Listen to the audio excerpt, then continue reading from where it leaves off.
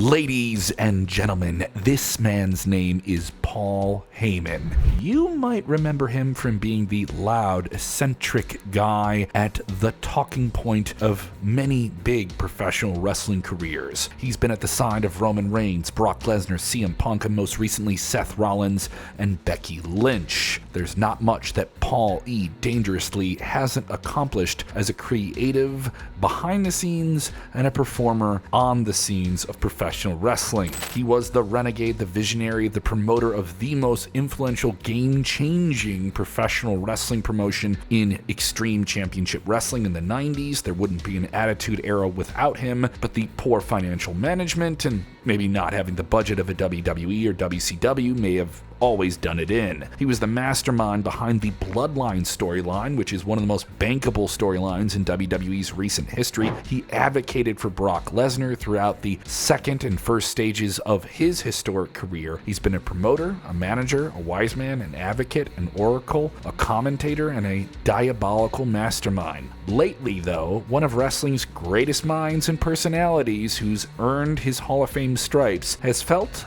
a little bit maybe lost in the shuffle. You're watching Sportskeeda Wrestling. I'm Kevin Kellum, and today we're asking the hard question: has Paul Heyman lost his aura? Before we go any further, you know the internet stuff. Hit the subscribe button. You can see the subscribe button. If you're watching Sportskeeda for the first time, watch it again and hit the subscribe button. Click the little ding bell icon so you're notified when we drop our latest videos, and you'll be helping us out a lot with another like and some comments. Get in the conversation. Join the little community we got here. Now let's get into it. To begin with, the important thing to note here is Paul Heyman's track record has been impressive. There's a reason he's a Hall of Famer.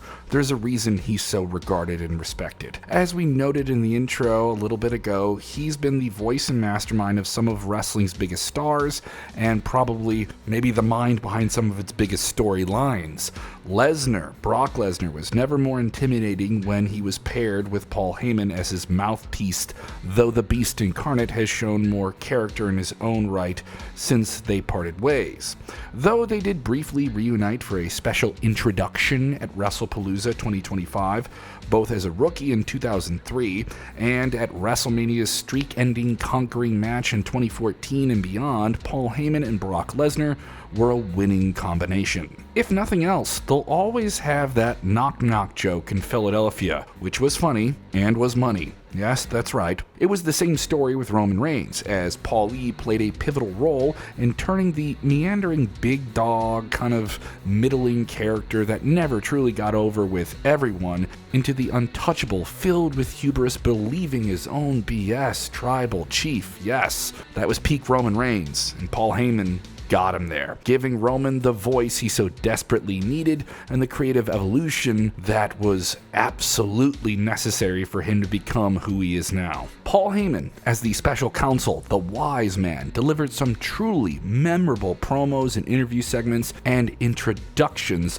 for the tribal chief, the head of the table, the ultimate needle mover, blah blah blah. We can go on. Yes, the most dangerous and most diabolical in God mode character needed that wise, softly spoken, loudly when you needed him, Heyman, to make it all connect. Those kind of promos. Off the back of this, Roman found his own very effective heel persona, and maybe some of those promo skills rubbed off and really made the role of the tribal chief its own kind of universe that played with a lot of different characters around it. With his arrogant omnipotence mixing in excellently with Heyman's wheezily sucking up ways, Heyman carrying Roman Reigns' title belts for him during the most record-breaking Universal Championship reigns was fitting, given that Paul had just as much to do with the generational run as Roman did himself. Yeah, some of you Roman Reigns fans don't want to hear that. There is no this Roman Reigns we know now unless we had that Paul Heyman. Both men really benefited from this, and only further cemented Paul Heyman's stellar reputation as one of the greatest managers of all time in professional wrestling history, which made it all the more sadder when it came to an end during the WrestleMania 41 night main event. Yeah, Paul Heyman betrayed Roman. And in that same match, another person that Paul Heyman has a lot of history with, CM Punk, another man he betrayed during the triple threat match, especially devastating given that he walked with Punk to the ring while Living Color provided a live, awesome rendition of Cult of Personality. First discovering CM Punk when he was a young upstart with a lot of acclaim off the independent circuit in WWE's developmental territory of OVW, Ohio Valley Wrestling, presumably noticing some ECW-like spirit within him, Heyman even brought Punk into the short-lived ECW reboot in the mid-2000s, launching him into the WWE mainstream landscape in the most fitting environment possible at the time. Later, Heyman would manage Punk during his 2013 WWE Championship reign, one of the biggest of the time, and help him convert into one of the top heels in the professional wrestling business. Punk even notoriously mentioned in his 2011 Pipe Bomb promo that he was, quote, a Paul Heyman guy, a phrase that became so popular it became a t-shirt overnight, even though Punk didn't really need a manager given that he was an exceptional performer on the microphone in his own right. It actually made the whole run feel much like a bigger deal because of the double heel-nish of it all with Punk and Heyman. That being said, Heyman's track record hasn't been perfect. We've actually got a video of every Paul Heyman guy who failed to some degree or another, and you can go and check that out on our main channel. We'll put a link to that in the description.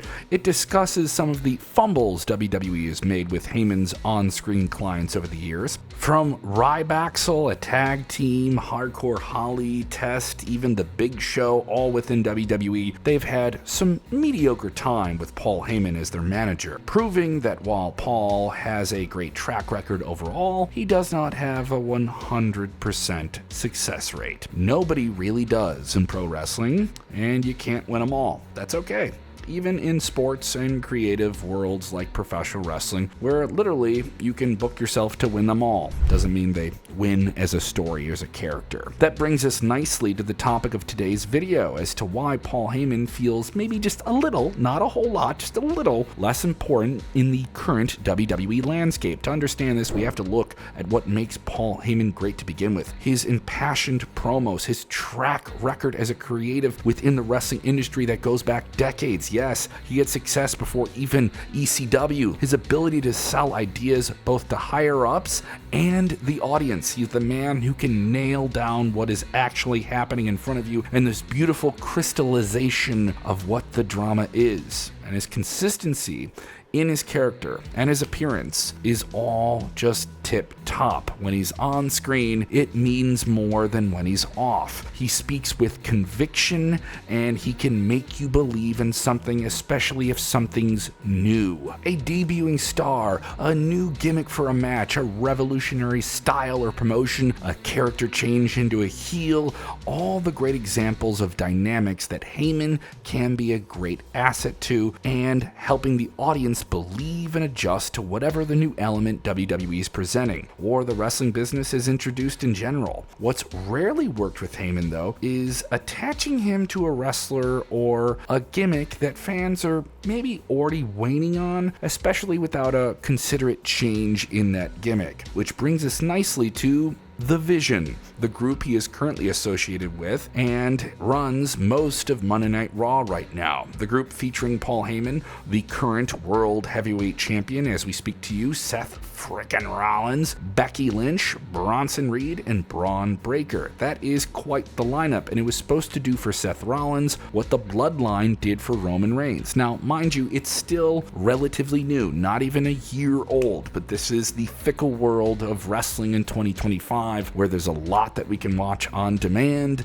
and maybe some consensus can be hammered down before things really bloom and grow. So far, it hasn't bloomed and grown on a majority of fans. It's not exactly been bad, but the group is under a year old, so it can still get there. Come on, the New Day took a while to become as big as it did. That didn't happen in a day, mainly because the whole thing has been done before. In many ways and variations, this kind of group has been presented. moment. It's hard for an impassioned Heyman promo to put a new luster, a new coat of paint, if you will, or an exciting twist on the same visionary Seth Rollins that we've been seeing in some form or another for years now. And that's not a crack at Seth Rollins either. He's one of the top performers in the world. We've seen him win everything there is to win with a variation or so of this persona. There's not much more adding a manager does to change that. With Bronson Reed and Braun Breaker, it's a little bit different, given that they're both prospects who are still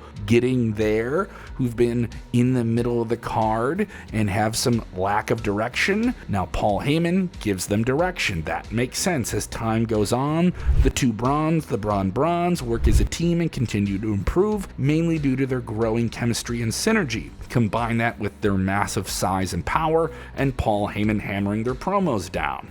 That and Braun Breaker's promos are becoming more and more Scott Steiner-esque with each passing week. Do the math there. Heyman has less critical involvement here. Despite his association with the pair, though, he has gassed them up a fair bit. He does sometimes come off more like their concerned grandfather rather than he does their rabid for victory manager. In fact, the biggest pop Paul Heyman received all year was when he did that aforementioned guest announcement for Brock Lesnar at WrestlePalooza, which says a lot about what fans think of his current role and the kind of work they actually maybe want him to be doing. But maybe it's just the surprise factor as well. This isn't necessarily the fault of Paul Heyman or himself, more so WWE's creative team not completely utilizing all of his strengths or using him in a limited or questionable capacity. Plus, it's worth noting that Heyman's antics work because they're so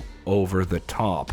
He delivers them with gusto, but trying to be the most over the top person in a faction that also contains Seth Rollins could be difficult. Seth already is a shameless, arrogant, swaggering, loud, self-promoter, grandiose in his own stuff. In his current heel incarnation, that is what brought him to the table.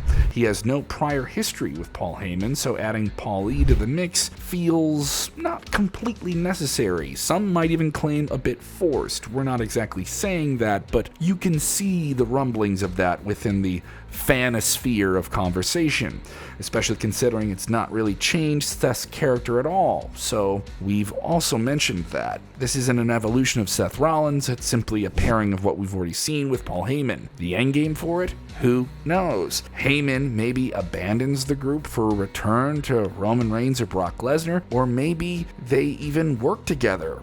Would that be huge to see Roman or Brock join this group? That would be huge. Maybe a whole other video about that. Yeah, let us know if you want to see that video. Maybe it's all a plan to weasel his way into the world title picture to get a nice familiar feeling with the champ and his allies so prior clients can have an easier route to that championship. Yeah, is he setting Rollins up this entire time? Now that would be the ruse of the century. Yeah, Rollins pulling that off at SummerSlam is pretty cool, and Paul Heyman being there for it was also pretty cool. Can't deny that was cool. You can never trust Paul Heyman after all. This is Paul Heyman. He's turned on everybody. Or maybe he's more put into focus on Braun Breaker and Bronson Reed, considering they're more up and coming than Rollins himself, and they could use a little bit more of that magic rub, you know? Or maybe, just maybe, something Seth and Heyman will see is them clicking deeply, creating lightning in a bottle, allowing their pairing to continue for years to come. It's certainly possible, and actually quite likely to happen if WWE just sticks with it and fans aren't as fickle as they've been in recent weeks, while also making the necessary developments and adjustments to the character as the weeks progress. That's a big word, progress. It's also worth noting that certain memes circulating on social media and a certain dad joke vibe by Heyman himself may be pivoting his entire persona towards more of a comedic place, which Heyman is very capable of playing into, He's an entertainer in all of this. Like when he called himself a bigger gal during the WrestlePalooza pre-show panel, which was also objectively hilarious and made him feel more like a stand-up comedian than a sleazy wrestling manager. Please, I would love a Paul Heyman comedy special. Can we get that streaming on something, WWE? If that's the direction Paul Heyman is happy with in his late stage of his career, if this is indeed that, then fans should and will support it eventually. This is a guy who can will the masses behind what he's doing, and eventually maybe he can do that now. If you think about it, he's always teased his comedic prowess, whether he was a promoter or a commentator or a manager. Him doing something lighthearted with levity is always a capable thing you could see him doing. Rollerball, that movie, was also funny, but for very different reasons. Yeah, he was in a movie called Rollerball. If fans want a funnier, more light-hearted take of Paul Heyman, then give it to us. We could also use more laughs in all of entertainment right now. And Paul Heyman is good enough not only to get away with it, but he would do it really well. He could work well as a wacky out there manager, having him truly lean into it with Seth frickin' Rollins and his own persona and their own brand of weird. Give it more synergy, more of a synchronized sense of the demeanors, the views, the behaviors, beyond what fans have seen before. Go out there, do something unexpected. Give Heyman some weird outfits, a different look on the Paul Heyman we've seen in a suit for decades now. Put them in a memeable situation. The kids love the memes. They love the memes. Yeah, go viral with bizarre antics, because what do we have to lose with WWE? Create a genuinely compelling and entertaining television path for this act that is the Vision, and even at the cost of a few aura points. Aura, we gotta get past using that word, but it's effective. You gotta change things up sometimes. Less things become stagnant, and more of what we've seen, not what we're expecting or compelled to continue to see. It's just as important to keep things plain for the said change, even up to the end game, and stay on track, or talented, useful performers may be underutilized and potentially see their value decreased or diminished overall. That's not good for long-term WWE business, and it's not good for the fans who, for the most part, want excitement, intrigue, engaging gimmicks, characters on a wrestling show. The world is watching WWE at a higher rate than they have in years past. The creative process, though, is evolving, especially since the TKO merger and ownership of the company is really settled in, and Triple H and his creative team and the regime take over the honeymoon with all of that has already passed. It's now up to the WWE themselves to deliver a product with these astronomical expectations, super huge blockbuster storylines, 5-star matches that the live crowds want and will be met or exceeded with all those expectations due to the ever-increasing price of entry, whether you're watching it live or at home or streaming it on whatever. And that's it for another video. What do you think has to happen with Paul Heyman as a character and the characters he performs with?